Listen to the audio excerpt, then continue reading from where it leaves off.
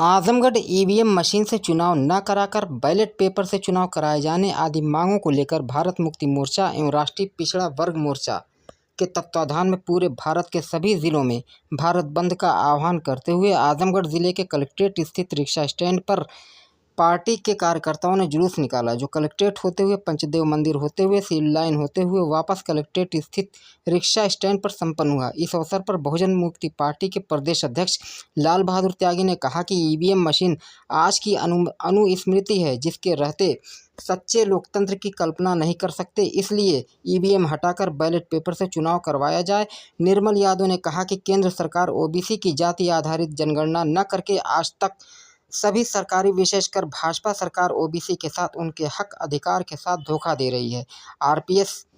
RPS विजेता प्रदेश कोषाध्यक्ष ने कहा कि अमित शाह द्वारा डॉक्टर बाबा साहेब अम्बेडकर पर अपमानजनक बयान देकर साबित किया ये सरकार भाजपा सरकार संविधान को नहीं मानती और संविधान विरोधी सारे कार्यक्रम कर रहे हैं, जिससे बहुजन मूल निवासियों के साथ अत्याचार, अशिक्षा, भेदभाव, बेरोजगारी, महंगाई तमाम समस्याएं उत्पन्न हो रही हैं। पूर्व जिलाध्यक्ष एवं पूर्व लोकसभा प्रत्याशी दुर्ग विजय यादव ने कहा कि भाजपा सरकार विदेशी ब्राह्मणों नियंत्रण अर्थात आरएसएस के नियंत्रण में काम कर रही है, जिससे सरकार के सभी अंगों को अपने नियंत्रण में करके देश को बेचने और मूल निवासियों को गुलाम बनाने का काम कर रहे हैं।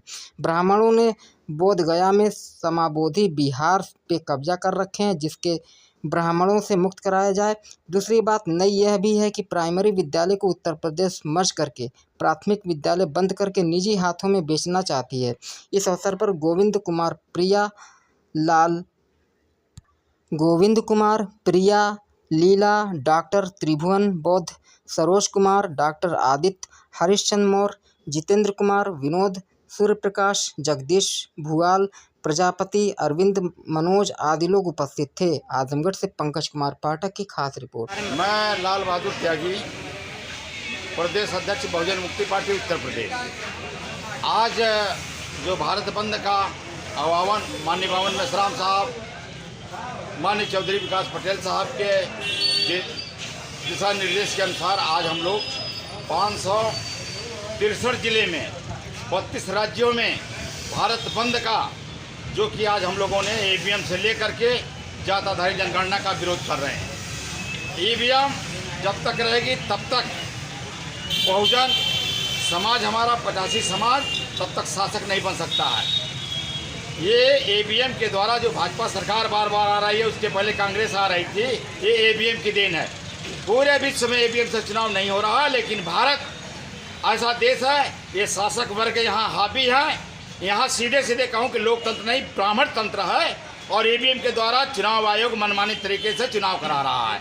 8 अक्टूबर 2013 को फैसला आया कि ईवीएम से चुनाव निष्पक्ष पारदर्शी चुनाव नहीं हो सकता है, लेकिन वही सुप्रीम कोर्ट के आदेश का अवहेलना किया और इसमें पेपर टेल लगाने की बात आई, लेकिन चुनाव आयोग कहीं कहीं लगवाया, कहीं कहीं नहीं लगवाया।